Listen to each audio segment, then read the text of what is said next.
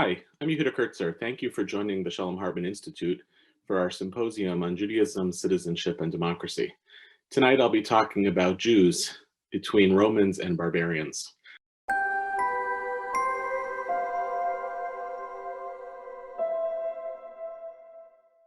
Earlier this week in the opening of the symposium, I spoke about rights and obligations.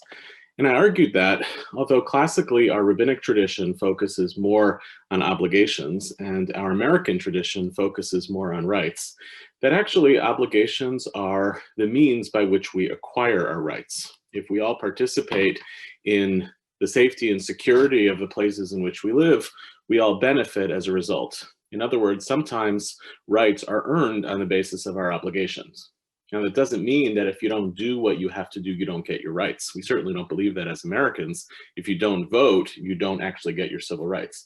But it does mean that, that obligations enable us to think differently about rights as consequences of our participation in our shaping of a society, rather than as something that we are merely entitled to. I argued that I think it might be necessary for us to push against the dichotomy that Robert Cover and others argued differentiates the classical Jewish tradition, which is focused on obligations, from our American experience on rights. That maybe the moment right now for us as Jews and Americans is to actually argue for a discourse around rights as Jews that is rooted in our obligations. And I think this is certainly the case when we remember that the rights that we care about as Jews and as Americans are not abstract ideas. And human rights, as Hannah Arendt argued, are much less significant for us than things like civil rights, because civil rights actually require the infrastructure of state and government to guarantee them. We as Jews have learned historically and religiously that, that rights that are disconnected from an infrastructure that actually will guarantee them actually offers no assurances that they have any significance. Rights and obligations are intertwined for us as Jews and Americans to really not only make sense of our American experience, but contribute to it. But tonight I want to struggle with you. Today I want to struggle with you on a slightly different issue, and something that's vexed me for a while. In my own training, I'm a historian of ancient Judaism, and I think a lot about the present.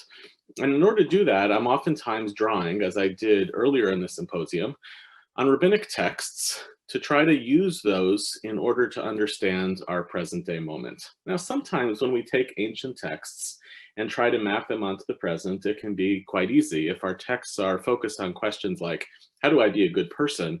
It doesn't particularly matter that the civilizational context in which these texts were written doesn't necessarily map our civilizational context in the moment. Those larger moral and ethical teachings might apply regardless of the circumstance. In fact, you might even argue that the difference in civilizational context from then and now actually forces us as Jews to transcend place and time in order to think about larger moral commitments that we're obligated to. But citizenship and democracy raise a little bit of a different problem. Citizenship is a relatively new concept in the West, and it is a relatively new concept for Jews. Our relationship to modern Western civilization has created a paradigm of membership, of belonging, of the state, which is really different than how the classical tradition saw Jews, and the different ways in which Jews participated in the societies that we're in.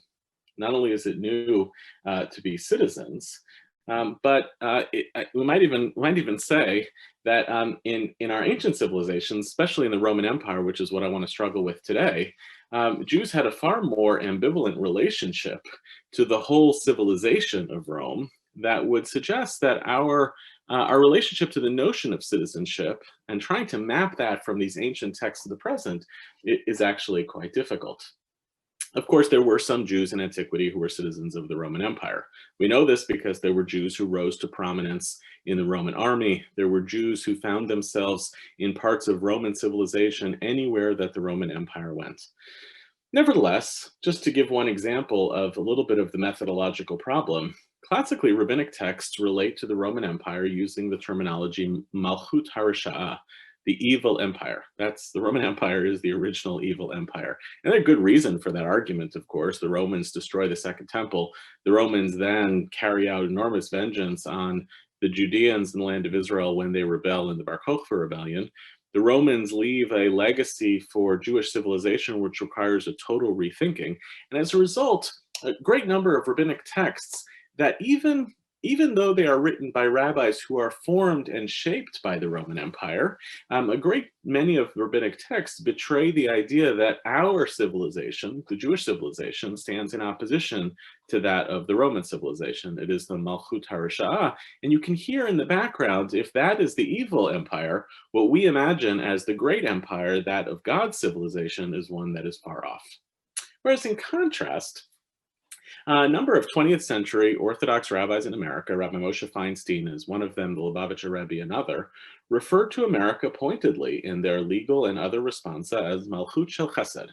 America is a kingdom of kindness. America has made possible the thriving of Jewish civilization in ways that feel quite different to contemporary Jews and contemporary rabbis than the architecture or infrastructure of Rome.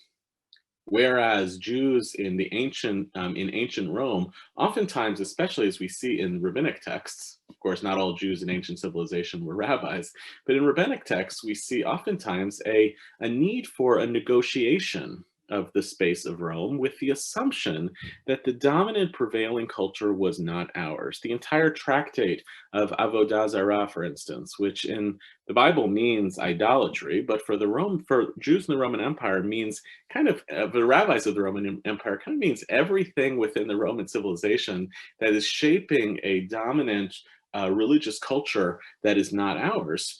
In Tractate of Avodah Zarah, the rabbis have to do a great deal of negotiations of how do I avoid the major cities when there are idolatrous festivals taking place. There is what I would call a larger culture of suspicion, which animates the relationship of the rabbinic Jew in antiquity in relationship to the hegemonic Roman Empire.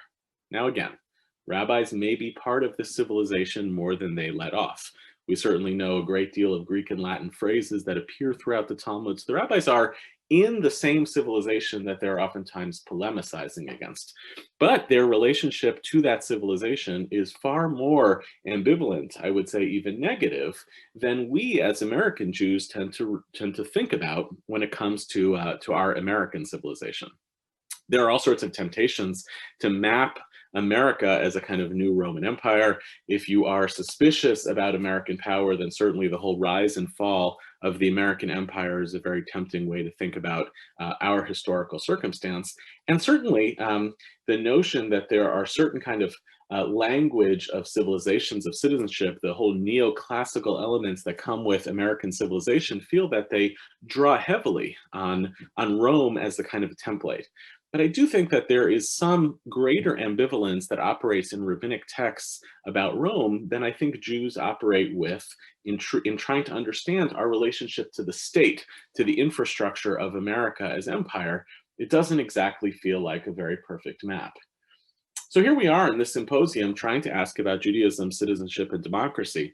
On one hand, the Roman Empire and all of the texts produced in it, the classical rabbinic civilization is the product of the Roman Empire, lends itself as the repository from which we're going to draw as much learning as possible. And on the other hand, I wonder whether it helps or hurts us, especially when rabbis construct themselves so often in direct opposition to the culture of the Roman Empire. There are constant texts that run throughout the rabbinic tradition in which when Jews imagine power in the Roman Empire, they require intercessories, Jews who don't look or behave like other Jews in order to be able to infiltrate, to penetrate the halls of power.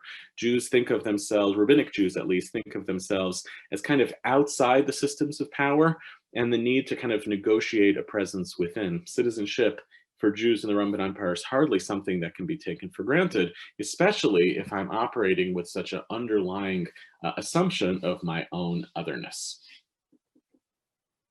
I want to suggest, however, that I want to locate two texts within rabbinic tradition which challenge us and might even help us in this moment to try to think about how we can continue to bring the wisdom of the Jewish past, the wisdom of the rabbinic tradition, not to help us exactly understand what it means to live as a citizen in an American democracy today, but to be able to import some of that wisdom from those same types of negotiations that rabbis in antiquity were making that may have some useful analogy for today.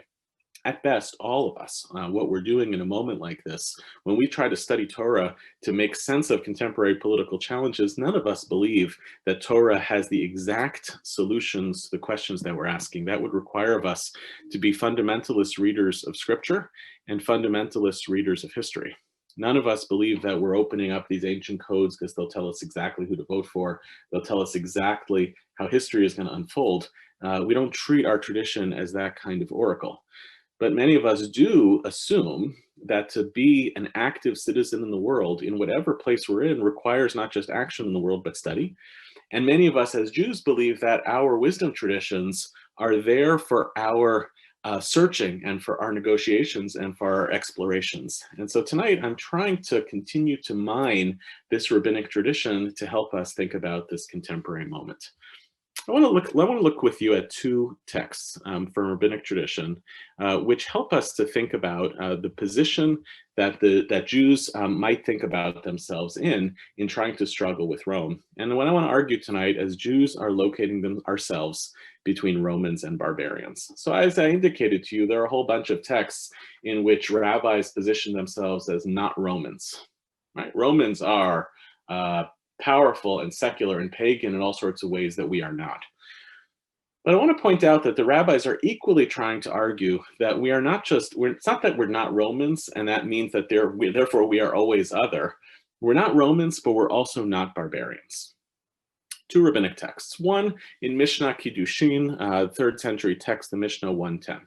Rabbis are telling us some of the characters of what makes for a good, pious Jew.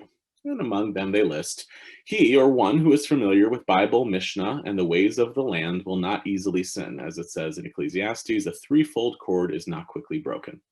Worth noting that we're sourcing here three different repositories of wisdom. One is the written tradition, the Bible. The second is the oral tradition, the Mishnah. So those two I get, those are two elements of what might make a learned Jew. And the third piece is this great phrase called derech eretz. We spent a whole summer at Hartman on derech eretz. Derech eretz sometimes can mean how humans behave in the world. Sometimes it's a code reference to sex. I think in this case, it means literally how a person should conduct themselves. There is another repository of wisdom, which is a kind of common sense, salt of the earth conduct that human beings are supposed to have. And that is not something separate from traditional biblical and scriptural learning. It's actually a complement to it. A person who really has right conduct can actually integrate between scriptural learning, the traditions that are passed down from the ancestors, as well as good menschlich conduct, to pick another Jewish word. However, one who is not familiar with Bible, Mishnah, and the ways of the land, a person who is not holding either in the learned tradition or in the ways that people should act, good, civil, decent behavior, civil being the key word here.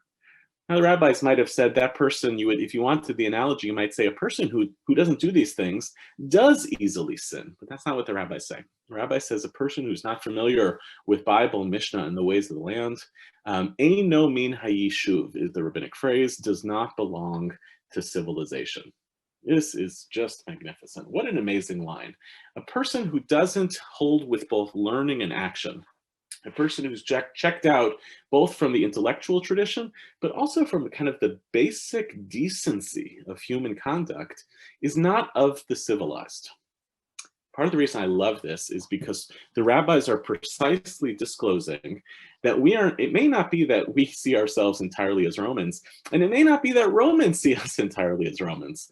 But I want to make clear there is a difference between those who are civilized and not civilized. And remember, the word civilized and the word citizen come from the same Greek and Latin roots, the notion of those who belong to the city and therefore participate in the life of the city, and those who don't, those are the rurals, the pagans, the others. And we Jews are signaling in this rabbinic text, we mark ourselves as of the civilized, even if it doesn't necessarily mean at any given time that we are participating in the political culture, the ethos of the city. We may not always be citizens, but we are of the civilized. This is expressed even more powerfully in this text from the Jerusalem Talmud, Bava Metzia 2.8. Those of you who have studied at Hartman, I'm sure have seen and studied this text before.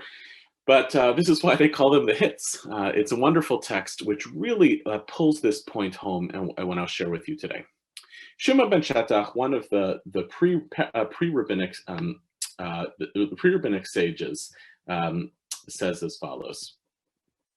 Shimon ben Shattach would trade in cotton. His students said to him, "Master, allow us to buy you a donkey so you don't have to work so hard." These are great students. They say to their teacher, "Teacher, we're watching you. You're really suffering under the weight of this labor. Let's actually get you some technology that'll enable you not have to work so hard." They went and bought him a donkey from a certain Syriac. This is means of marking that person as other, a Gentile, and found upon it a precious stone. They came and told him, "You don't have to work ever again." Said he, "Why so?" They said, "We bought you a donkey from a certain Syriac, and we found on it a precious stone," right? Found finders keepers, right? He didn't know, or maybe he knew, that he lost it. We got hold of it. It's not so ethical. But then again, we happened to find it, and by the way, you lucked out. And he said to them, and it's always wonderful to see that the rabbis use teachers and students as a means of illustrating the superiority of the teacher or the students. There's a Socratic element to these dialogues. He said, "Does the owner know of it?" And he replied, "No, of course, he doesn't know." He said, "Go and return it."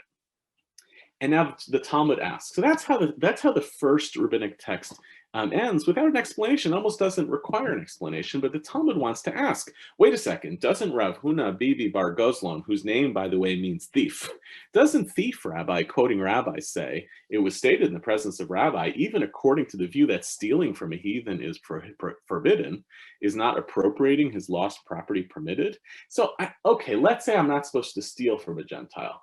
Do I have to return a Gentile's lost object? I know I have to do that for Jews, but must I do that for Gentiles? I want to just acknowledge this is not one of the best lines in the Talmud. This is an ethnocentric reading of the tradition, but the Talmud now rejects it, and it rejects it with the most stunning phrase. Do you think that Shimon ben Shattach is a barbarian? Not, let me find a legal argument why the position of Rav Huna was wrong. Not, let me find another sage who I want to quote to tell you that the tradition that's being quoted is incorrect. I'm going to ask you a more fundamental, reduced question. Who are we? Who are we? Are we of the civilized, or are we barbarians? Now, what's remarkable about this choice of phrase is that the idea of a barbarian is in itself a Roman word. The Romans divide the world into two classes of people: people who can speak the language and people who are barbarians, which is a onomatopoetic word to betray the fact that that person doesn't know how to speak Greek or doesn't know how to speak Latin. It's a person who says bar, bar, bar, who speaks a language that is not ours. And what the Romans are doing when they use that kind of terminology is dividing the world between those who are civilized and those who are uncivilized. This text maps that notion of civilized or uncivilized from a literary question, right, from a question of language into a question of ethics. Who do you think we are? Are we the types of people who treat our neighbors as though we can simply get away with stealing their stuff? Are we so entitled in this place that we think of ourselves as morally other to the civilization that we're in? Or do we position ourselves, as Mishnah Kiddushin said before, as those who are civilized? And those who are civilized are not just, it's not about holding oneself to a higher moral standard. It's actually acknowledging that even in a non-Jewish civilization, which is the Roman Empire, there is a distinction between those who see themselves as part of the civilization and those who see themselves as other, those who we see as other. Now we know, we see it around us, that those who are unwilling to see themselves as part of the civilization, maybe because we feel ourselves to be outsiders, oftentimes do terrible things because they don't see themselves as ultimately responsible. This is actually, I think, part of the toxin in contemporary Jewish life, when instead of dividing the world between I'm part of the civilized and therefore I'm obligated to it, I am a citizen not because of some legal codes that make me a citizen, because I am of civilization, then the fact that I have to obey certain regulations, that's not because I have because of the rights that are afforded to me, but because I've already defined myself In a world that is divided between the civilized and uncivilized, that I choose to be part of the civilized. And it doesn't mean that you have, in order to see yourself as part of the civilized, that they will necessarily accept you as others. Because certainly it was the case for Jews in the Roman Empire, that just because we decide that we're part of the civilized doesn't mean that the Romans are constantly granting us equal rights as citizens. The Romans may at times think of us as being inferior, but we have decided to prioritize our conviction that we are part of the civilized, and in doing so, creating for ourselves a totally different moral standards. This, I think, is an extraordinary window and witness, and perhaps even opportunity for the Jewish people to use as a framework of thinking about democracy and citizenship today. For our Jews, our question of responsibility, of loyalty to place, requires what I would call looking both ways. We enter into the public square as Jews, and sometimes we look in one direction and we feel a sense of suspicion of the constant otherness that comes inevitably with living as a Jew in every civilization. I think many Jews, even those of us like myself who are 4th or 5th or 9th or 10th generation Americans, still hover around some notion of otherness, whether it's we've decided it for ourselves or because we are the epigenetic heirs of a memory that tells us that even our feelings of at-homeness can sometimes be a little bit disrupted. I think even the most at-home Jews feel wary, and I'm aware that I'm recording this today on the anniversary of the Pittsburgh shooting, that there's always this availability, this risk that as much as we see ourselves as citizens of a particular place, that can be taken away from us. That's called looking in one direction. But I think we're obligated by these texts to look in the other direction as well, and to say, if I live in a society where it's the choice between the civilized who are granted the rights of citizenship and those who are thought of as uncivilized who are on the outside, and sometimes I feel a sense of being pushed away from the rights that come with citizenship, sometimes I feel a sense of otherness, I refuse to inhabit the world that is created by the civilized of the uncivilized. I refuse to identify with the barbarians. And I think what I really want us to think about, what I want us to take away, is that I know that we are still creating a work in progress of a Torah of citizenship, a Torah of obligations, of responsibilities to this place. I know that that's partly because we have yet to develop a real Torah as a Jewish community about what we mean by America. That's not quite diaspora. We have a lot of Torah and diaspora. We have a lot of Torah on homeland, but a lot of that roots itself in the land of Israel. We're still writing the Torah right now of what it means to have a sense of belonging and place and responsibility to this place that we call America. I want us to make sure we look both ways, because ultimately, while we may not always get to be Romans, we had best never become barbarians. Thank you.